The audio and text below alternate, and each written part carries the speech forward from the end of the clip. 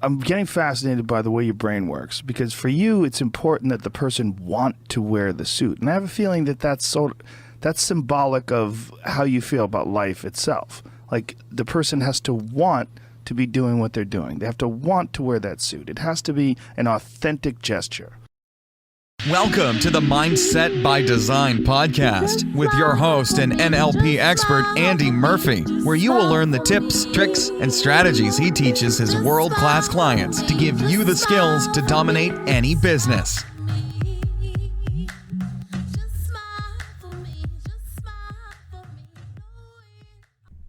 What's going on, Mindset by Design crew, and welcome to episode 378. Hope you're amazing as always and life is treating you beautiful. First of all, before we jump into today's episode, and it's a goodie. It's one I've posted before, but I really love it. And I think in today's world, this is definitely needed, because there's so many opportunities out there to try something new. There's so many opportunities out there to shiny objects, right? I mean, everyone, if you look on social media, is doing something awesome, and you probably want to, dip your toe in it and have a look. And do you know what? It's kind of, we go old school. We go old school a little. And I'm definitely old school in this in this world for sure. Been doing it a long time. And the reason what I mean by that is there's so many awesome opportunities. Right? And if we rewind 10, 15, 20 years ago, it's crazy. Even back to when I first left school many years ago now, right? And there was no options. There was no possibility. If you grew up around entrepreneurs, you had the access to entrepreneurs. But if you didn't, then you really didn't. You know what I mean? If you didn't know salespeople, then you didn't know sales existed, right? If you didn't know building a business existed, you didn't know how to build a business, and you didn't know anyone who did. And these days, what's amazing about the internet is anybody can learn anything they want as much as they want to learn it. I mean, I know Harvard and all these top colleges in the US, they have free online certificates and education and everything else that you can go and get.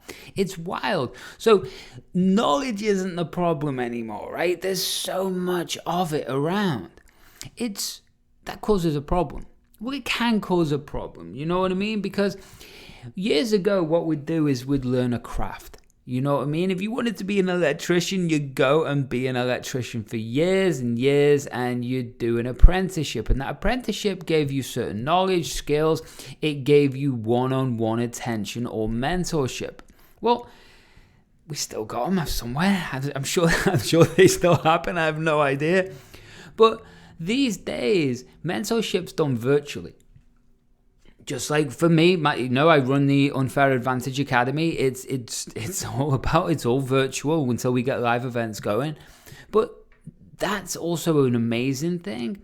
But for someone who doesn't know the direction of what they want to do, or they're looking at changing things, or they've dipped in performance, and instead of doubling down on the superpowers and on kicking ass in their industry, what they do is they get that shiny object, disease, and they start looking at everything, the latest and greatest of things that can be done online, or they saw someone doing Amazon and that's the new thing, or copywriting, or affiliate marketing, or becoming a coach, or doing sales, or it goes on, right?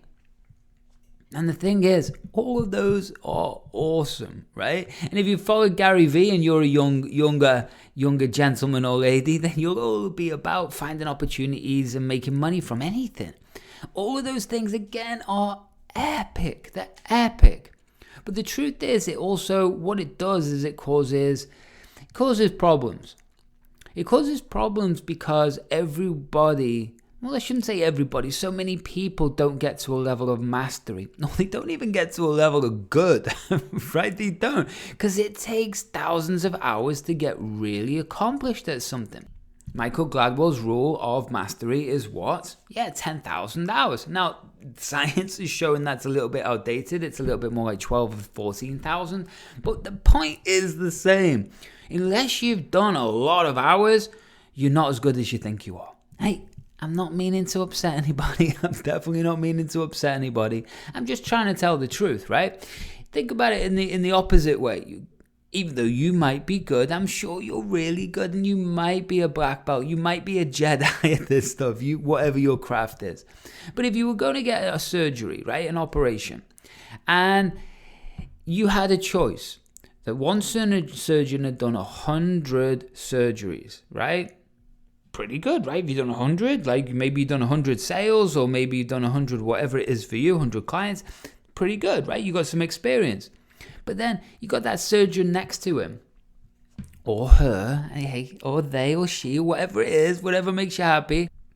But they've done 1,000 surgeries, 5,000 surgeries, 10,000, 20,000 surgeries, right?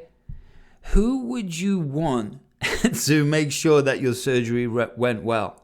Right, you'd want them more experienced. Does it necessarily mean they're better? No, it doesn't necessarily mean they're more technical. What it actually means is they have more experience, which means more wisdom. And what that means is that if something goes wrong, or they've got to navigate uncharted waters, they're able to have experience to be able to do that, right? And more than likely, technically, they're going to be more profound and proficient.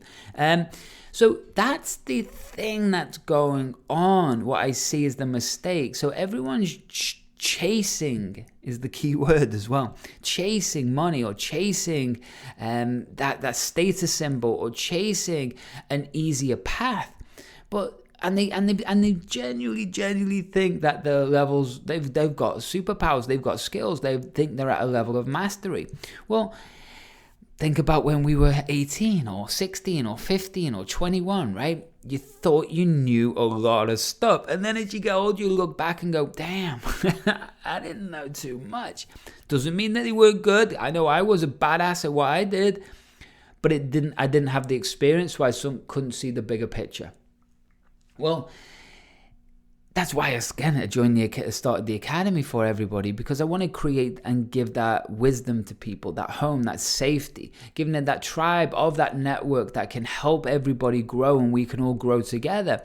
And why? Because we want to double people's incomes. We want to create freedom for people, and I want to teach them high level psychological and behavioral psychology skills.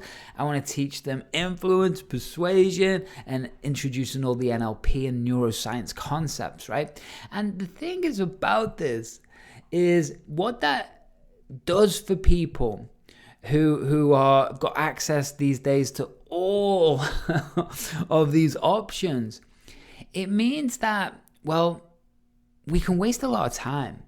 And what I want to give over to you in this interview with Guy Ritchie, and if you don't know Guy Ritchie, come on, he's definitely British for sure, but he was also probably not a good thing these days, but he was married to Madonna. I don't know why that should mean anything. But what is important, he made films like The Gentleman, Snatch, Lock, Stock and Two Smoking Barrels, King Arthur, and many others. And these are movies that are pieces of art, right? And one of the things about Guy Ritchie is he's hyper intelligent. He's very articulate. He's also a martial artist, but he's very articulate.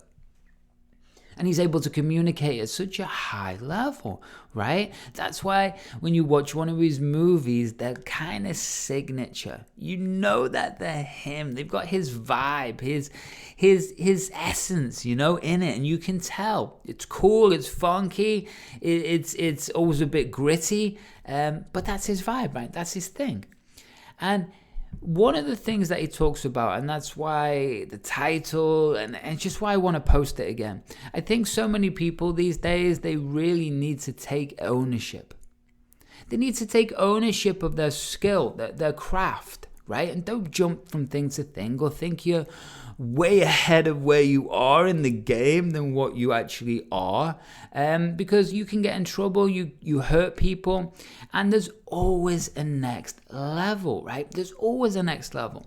So what I wanted to show today's episode, if you're thinking about changing your industry, or you've dipped in performance, or you want to double down on what your gifts are, or your talents are, or where you are right now with flow states, this is an awesome episode for you, because again, it's about taking extreme ownership. It's about taking ownership over not just your physical side, your mental side, your ability to sell people or trade or be an entrepreneur. It's whatever it is, it's taking extreme ownership of it and then doing what? Well, seeing how good you can be at it, right? Rather than jumping ship, jumping over here, seeing what you can do, picking up a skill, picking up that. Not saying not to, your life. But what I do know for sure is that when you consistently do something for a long period of time, you do gain a level of mastery. And that level of mastery means that you can be calm, cool, and collected doing it. Do you know what I mean? But it also means that you can live a very different life. Because what takes other people a long time, you can do very quickly or efficiently, right? And so when you can understand that, that's what you're learning with marketing. That's what you're learning with sales. That's what you're learning with high performance. And that's what the show's about, right? So I'm going to shut up. I'm going to get you into hanging out with Guy Ritchie and Mr. Joe Rogan in a second. But I also want to just one thing. Head over to the show notes or head over to andymurphy.online. Or if you are a sales pro, closer, real estate agent, insurance, digital entrepreneur, or even coach, and are ready to double their income in the next 12 months using NLP, neuroscience, my 20 years of experience working with the best in the world. It's taken me 20 years of highs and lows, millions of dollars, being the top performer in 2 different countries in investment real estate and being called one of the top performance experts in the world. And I just want to give you all this experience. I want to give you a home that I never had. Sound good? That's it. It's genuine, it's real, and I know it's an amazing spot. Right now, you can go and sign up and just take a little look. Take a little look. You get immediate 2 free gifts. What are they? It's a badass training, how to use your mind like a Jedi. And you got a book there, how to use brainwaves for 8-figure thinking. Those are your free gifts. You're going to be on my list. And hey, when it's time in the next week or so, we're going to see if you want to chat and find out what the Unfair Advantage Academy is all about. Sound good? It should sound real good. And speaking of good, let's jump in and let's go and hang out with Mr. Guy Ritchie. And I'll see you at the end of the show.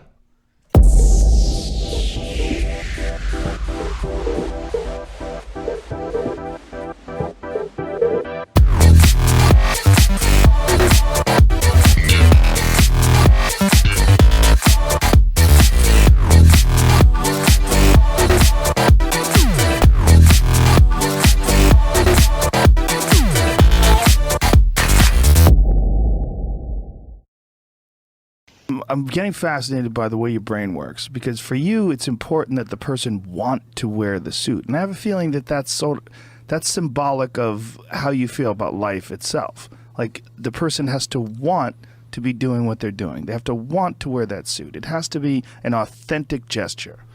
Did you ever read a book called Extreme Ownership, written by a couple of Navy SEALs? That's Jocko Willink, right? No, that's... I think it is. Is it? Is Yep. it Jocko's book? Yeah. Yeah, it Yeah, is. I've had Jocko on the show a bunch of times. Important book. Well, I've had him on once before. What am I talking about? A bunch of times. Right. I've had him once, but But it's an talked to him a important lot. book. Yes. Right. Now, there's lots of books that have picked up on this theme, but they were very eloquent about it. If you don't own something, you're not the boss. You have to take full responsibility for everything that you do. Why be subservient? You must be the master of your own kingdom. I feel you. Makes a lot of sense. You've got to own that. You can't just walk into things with your eyes half open. You've got to walk into things with your eyes fully open. You've got to know what you're getting into. You have to take possession of your life. Okay, crew, so let's start there. Do you know what I mean? Let's start there. And I want you to start thinking about your own life, your own business, what's going on right now that's causing you mental distress or something that you need to move into. Think about that, right? What is it that you are not taking ownership of Or it might be an online business that you're creating, right? And the truth is, you might have just started it and you didn't realize how in-depth, intense, and how much work it actually is, right? You might be thinking that now and going, damn, you know what I mean? I paid all this money for this course off this guru, right? There's air quotes going on there, who showed me a shiny car, who showed me all these things. And he said it was going to be really easy, and it's not, right? So did you go in with your eyes half open? And I love that expression. Did you go in with your eyes half open? Meaning, were you chasing something? Or were you going in to systematically build the business no matter what it takes, right? Were you programming your brain in the morning? Were you able to change state into flow before you start work? Were you using certain brain waves, right, in your ears? Were you understanding and programming the certain visualization? Probably not. Right? So when you start stepping into the unknown, what happens, right? Your brain has it in a fight, flight, or freeze response. It lights up an alarm system. Are you safe? Right? And if we haven't preconditioned you to be able to respond like you are bulletproof or you're like world class, then what happens is you're going to start reacting. Your nervous system's going to start reacting. And that might be why you're thinking, God, was this the right decision? I don't know. Maybe, maybe not. And if it was the right decision, then guess what? You need to take responsibility and ownership for every aspect of that business and your life. Make sense? Good. Let's keep listening to Guy.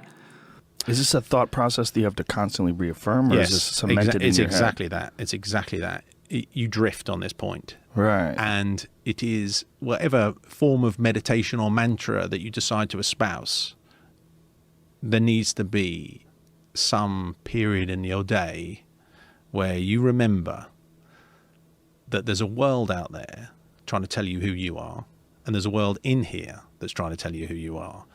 Now, where do you want to put your eggs? So as my fellow Brit says, where do you want to put your eggs? Do you know what I mean? And that's what he's talking about. And that's what I tried to show you at the very start of the show. And that's why I also rant on about this episode after episode.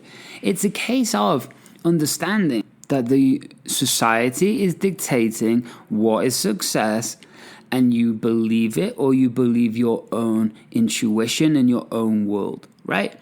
Makes sense, right? The other side is, what is he talking about? He's talking about conditioning your nervous system and brain constantly every day, interrupting patterns, directing your focus, changing your internal dialogue, rewriting the movies and the images in your head. So suddenly you can take your business from 5 figures to 7 figures. Why? Because you've adapted your brain and nervous system. It's the only way. So when you start listening to Guy, think about that. Because the world outside is very noisy and very tempting, and it has all the razzmatazz, it has all the tinsel and all the glitter. It's got all the toys. But that's because you don't think you're enough in the first place. If you don't think you're enough in the first place, the whole idea of the world to sell you stuff is, first of all, they have to make you feel bad about yourself, less than in some way. And I don't resent this system, by the way. It is the system. But what's the expression about don't hate the player, hate the game? Don't hate the game. Love the game because you're in it, mate. So own the game, accept the rules, and move on into the rules. So the world will try and tell you who you are, and you have to tell yourself who you are. And there's this ongoing battle. And somehow there needs to be a reconciliation between the two. But in the end, you've got to have all the eggs in your basket. Making sense so far, right? And that's the truth. So what society does, and I'm not just talking about society, just like Guy, you accept it because it's also awesome.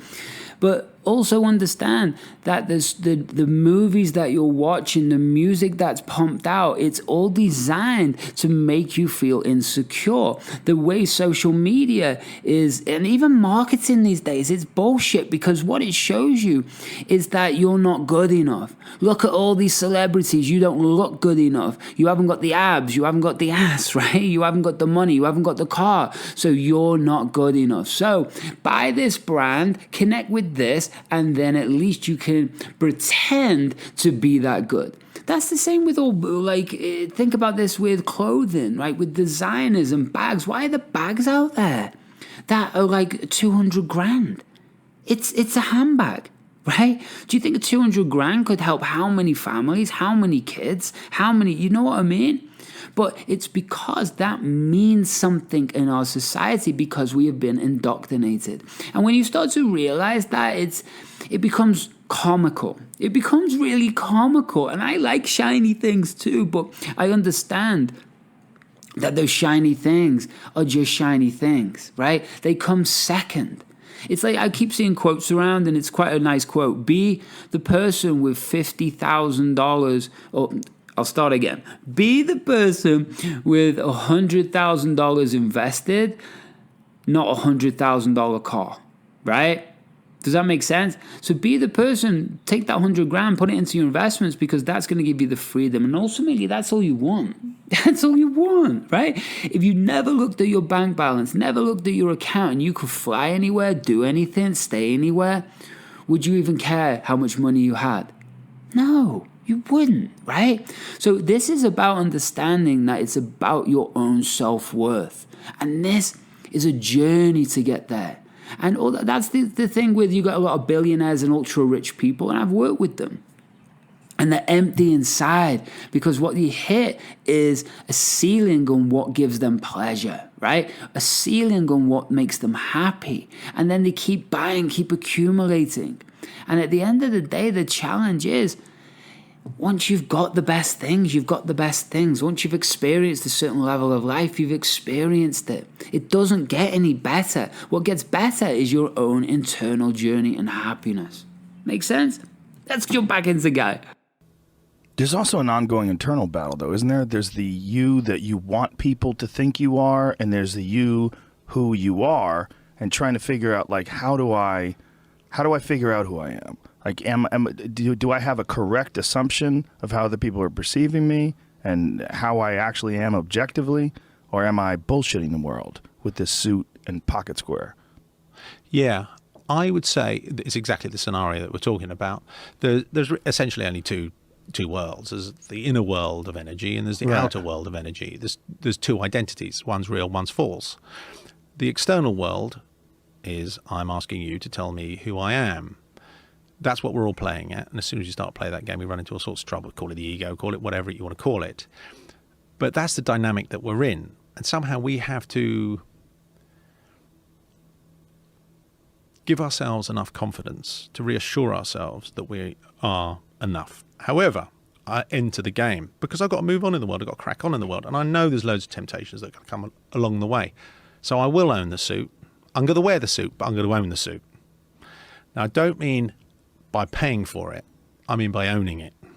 It's now my suit. It's my idea to put on this suit. I have to personalize it in some way. I have to understand a narrative that allows me to own that suit. And thereby, I put on my suit of armor and I come out into the world. And guess what? I'm having a good time because I'm owning the suit. Now, this is a very rock solid philosophy. Is this something you've ever written down? It's what the essence of narrative. I'm a storyteller. The essence of narrative is only about this dynamic. There is nothing else in a story other than this dynamic. So the struggle between other people's perceptions and your own wants and desires and who you truly are, your significant real self. That's it. That's all there is. You tell me a story that we engaged in, that's famous, that's not about this journey. So, are you owning the suit? Do you know what I mean? Are you taking responsibility for every area of your life? Are you taking responsibility for your health, your happiness, your family, right? The people who love you. Are you taking responsibility for your life? Are you here for a reason, or are you just like messing around? Do you know what I mean? What are you doing with your life? Are you stepping up or are you stepping out? Are you wasting time in nightclubs and partying and drinking? Or are you getting on with it, right? That's what he's talking about. Extreme life ownership. And when you can really understand what that means in every aspect, then it's time to hit that next level. Stop pretending to be somebody you're not. Right? This drives me crazy. This is the internet marketing world. Everyone's trying to pretend to be something that they're not. Because most of these people, you've got to understand, I met a lot of them and they're boring. They're so boring. They don't have them shit together. They don't have themselves together. But they're brilliant copywriters. They can sit behind a webinar. They can make a video. But you meet them in person, there's no personality. There's no depth. They're tacticians, right? That's a logical brain. Nothing wrong with that. That's great. But if you don't know who you are, then you're going to allow somebody else to dictate that. Right? And that's what's happening in most people's lives. And the truth is, that's why people feel empty. You achieved, you get the house, you get the car, right? And then how long does that novelty last? Not long. I've had those things. I was 26 years old driving around in a 5 Series BMW. I too, investment real estate, top of the game. But it's nonsense. It's absolute nonsense. And one of the most amazing people I read an article, and it was wrote by a business partner of an old client of mine, Jason Katzenbach. Matt Clark is his business partner in Amazing.com. Don't know Amazing.com? Into Amazon? Go and check them out. There are no affiliates, nothing like that, but they're badasses. And what this article in Matt Clark talked about was something really special. He'd bought the $3 million house. He'd bought all those things, right? And he was young, they were partying, all the rest of it, all the success that you would think that would bring happiness. And you know what he said? He gives it within, I think, 4 weeks, they were over the house. It was costing $20,000 a month to maintain, all of these things. And what he said was he got rid of everything. And he gives it, I don't do anything now or purchase anything unless it's cash. I'm debt free. Why? He bought a $950,000 house. He gives it, do you know how much stress is taken off your head when you don't have to pay a mortgage or bills? Do you know what happens when you purchase a car and you don't have to even worry about a payment each month? The level of stress that gets taken off your head is incredible. And then you start to understand how the monetary system and the financial system actually created leases for cars and all of this to get people into debt, right? Because then we're stuck. It's the same with a mortgage. It's not an income-producing asset. It's not unless you're in a massive growth area. And then that's only capital gains. It's not income-producing. So the income-producing comes from a different way. That's investment properties, sure. That's investments, sure. That's passive income businesses, sure, right? So when you start to understand all these things, it just changes your life, right? Years and years ago, people wouldn't get mortgages. They'd just save up and get a house. Even if it took 10 years, 15 years, they'd save up and get a house, right? Or they'd save up and purchase a car. But we don't do that these days, right? We don't do that. Now, if you own your own business, I can hear people saying, I just get a lease, Andy, and it runs it through the business. Okay, that's cool. That's a totally different topic, right? Totally different topic. But when we talk about extreme life ownership, where are you at? I'll give you an example. The prodigal son. Parable, Christian, seems religious, doesn't really make much sense. Do you know the story? Sure, but why don't you lay it out? So there's a father. He has 2 sons, an older son and a younger son. And he says to them, who wants to spend their inheritance? The younger son says, me, Dad, I'll go and spend it.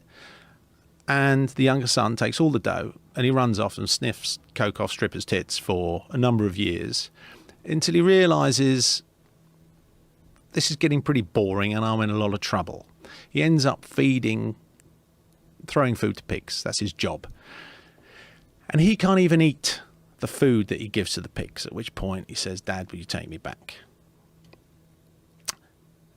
Dad then they don't meet. This somehow happens, not through telephones, it just happens. At which point, Dad goes to the fatted calf, says, kill the fatted calf. Older son says, hold on, Dad, what's going on? I've stayed with you since the beginning. I've been loyal to you. And I hear the stories of my younger brother coming back, who's been sniffing coke off strippers' tits for the last God knows how many years. And you're prepared to kill the fatted calf. What's the SP, Dad? I want to know the story. He says, you're all right, son. Don't worry about that. You take a little step to the side. You'll always be with me. You're a good boy. At which point he goes out to meet the prodigal son, the wasteful son. The wasteful son returns and he says, you were lost and now you're found. That's the end of the story. It's quite hard to make sense of that in a literal sense. You go, oh, Dad was a bit unfair and you should have been kind to the older son because he never ran off and did anything.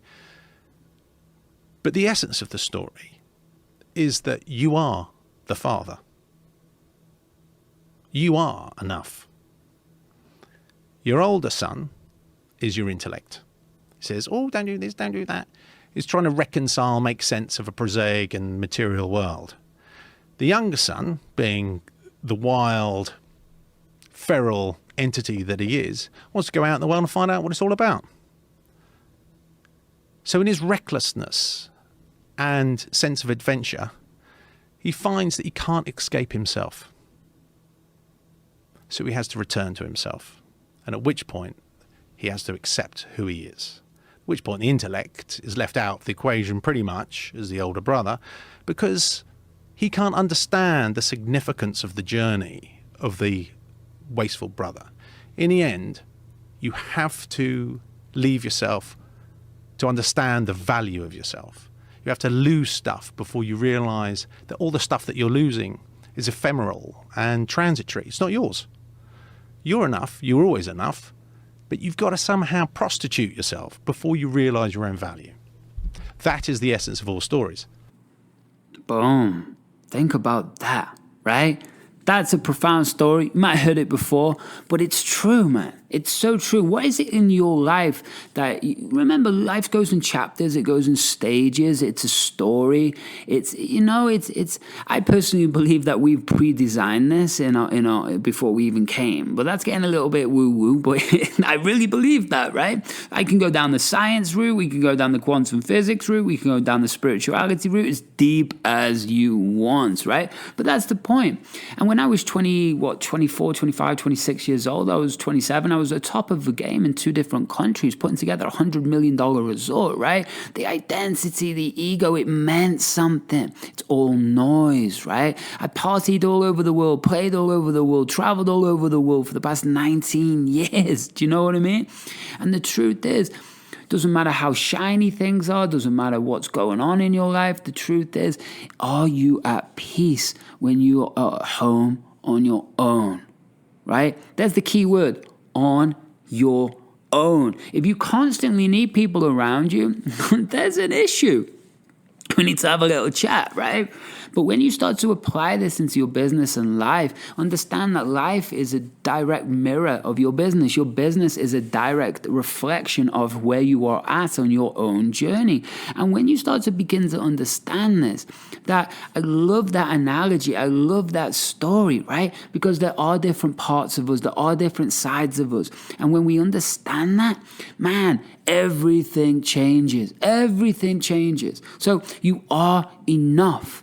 So if you're enough, why wouldn't you play fucking massive? Why wouldn't you play full out? Why wouldn't you go and make this happen? That's deep, Guy Ritchie. Is that something you think about all the time? Or is this like a cemented philosophy? So, King Arthur, the story you just made. A man is a king, has a son. The son, the father runs into a bit of aggro. The son jumps into a little boat, a little skillet, and he's not skillet. That's what you cook your chops on, isn't it? Yeah. Skiff, a little skiff. The skiff takes off down the river. He gets found by prostitutes. He's brought up in a brothel. He understands the ways of the street. He becomes a king on the street. He works his way out the different ladders, and then he pulls a sword from a stone. at a certain point in his life, a certain point of evolution, and then from there he goes on to be the king. There's a bit of a tussle all along the way, lots of wrestling matches. In the end, he fights down his demons and he becomes the king. So what's the significance of this narrative? That every man in himself is aristocratic, that he is his own king. He takes a sojourn into the material world, has to climb up all the different rungs on the ladder, and ultimately has to return to himself. The significance of the extraction from the sword from the stone is the stone is the material world. The material world, which seems all solid because it controls you whilst you're projecting your sense of identity upon it. The extraction of the stone is taking back your own authority, your own divinity, your own authority, your own identity, whatever it is that you've got to call it, your own power. You're no longer looking for a sense of self outside of yourself. And then you have to face the demons that you've created in your history by facing them and fighting them and owning them. You put them in the face of who you are, and that's a wrestling match. You'd have to take away all these crutches, and that's all that we struggle from in life, is taking away our crutches. Oh, please tell me who I am. Oh, please give me a bit more money so other people think I'm clever. Oh, and then I'll have a nice car and people think I'm clever. You've got to take away all these crutches and stand as the man that you are, and you're liberated from your whole thing. So that is the story of King Arthur. But it's not just the story of King Arthur, it's the story of all narrative. Do you think that most people that are watching the film are going to get that, though? They're just going to get an entertaining story. They're just going to see a bunch of cool stuff, some drama play out. But this is fascinating that you're operating so many levels underneath it. Yeah, but I'm a storyteller. It's my business. So if I'm in the business of story, I might as well understand story. And do you need to understand all that? I'm not sure if you do. It depends where you are on the ladder. So you can just go along, have a nice bit of entertainment. Good guy, bad guy. Everything's literal. There's nothing wrong with literalism. It is what it is. It's the game. You can glean what you can glean when you're ready to glean what you're ready to glean. Are you a Joseph Campbell fan? I am a Joseph Campbell fan, yeah. Yeah, that's a reoccurring theme in his work. The hero's journey. Yes, the hero's journey. This underlying sort of narrative that just really guides all stories and all ancient tales, and that there's something inherently human about them, important about these stories. They resonate with our wants and needs and goals, and even also maybe the structure that we really truly need in our own life.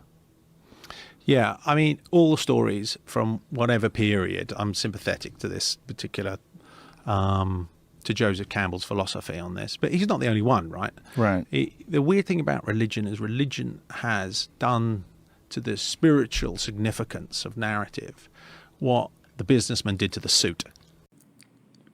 Hope you're enjoying this so far, crew. I really do, because I love this, and I'm going to be doing lots more of these. I think they're important. There's so many incredible minds out there, and I want to showcase them in these type of clips, you know. So this next section, I absolutely love.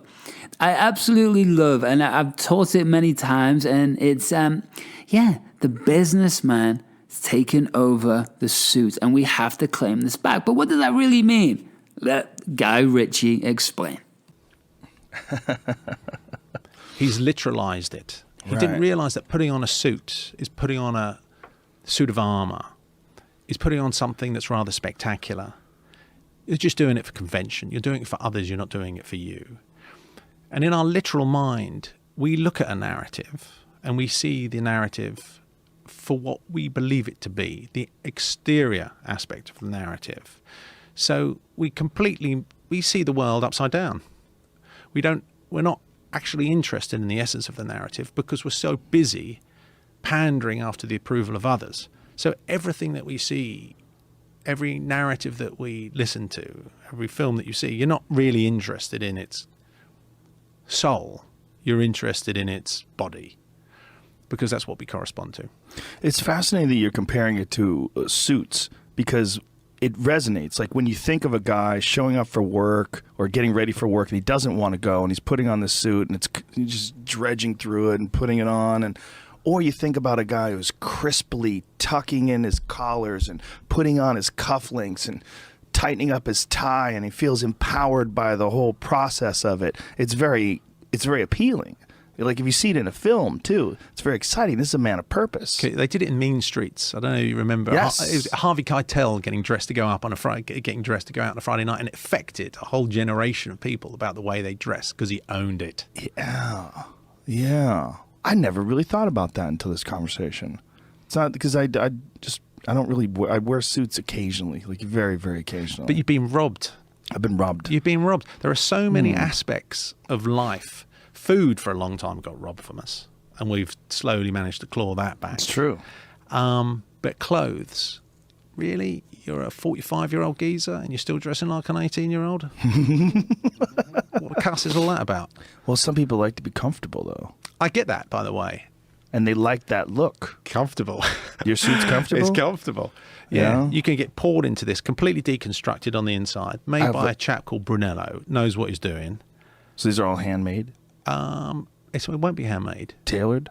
No, I bought this off the shelf and I had Really? a couple of things tweaked. But it's as comfortable as a pair of pajamas. Really? Yeah. See, again, you have to broker a deal. You can't put on things that are uncomfortable because guess what happens in the morning? You're looking through your suits and you go, oh, I like that one, but I'm going to wear it. I'm going to wear the comfortable one. Ah, so they all have to be comfortable. Well, otherwise you're not going to play the game, are you?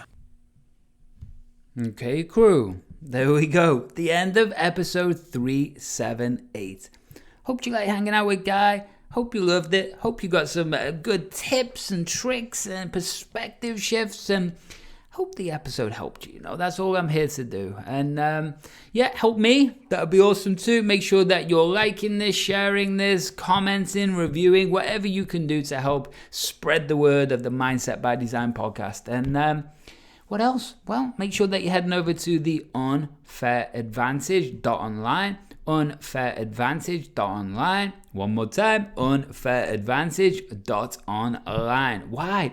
Because I'm here to give you a home. I'm here to double your income. I'm here to give you the mental strategies and performance strategies and sales strategies that have, one, made me the top performer in 2 different countries, and otherwise I have helped thousands of other people, had developed massive sales teams. But besides that, I want to give you the performance strategies of Fortune 500 CEOs, of world champions, of NBC stars, of monks, of special force commandos, of the top salespeople in the world, things like that, right?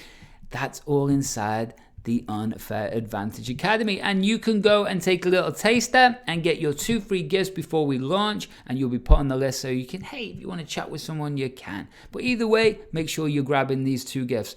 One, we have a beautiful badass training video, and it's how to use your mind as a Jedi. Number 2 is you go and get yourself a book. It's free, it's right there, and it's how to use your brainwaves and nervous system for 8-figure thinking. They are awesome, they are free. Go and grab them right now. Unfairadvantage.online. Links in the show notes. And then that's it. Make sure that you're sharing this, reviewing it. Come and hang it out with me on social media somewhere. And hey, anything you need, I'm here to help. Sound good? Beautiful. Okay, until the next time, much, much love. Keep kicking ass. And one more thing. Why don't you smile for me? Thanks so much for listening to today's episode of the Mindset by Design podcast with your host and NLP expert, Andy Murphy. We'll catch you next time.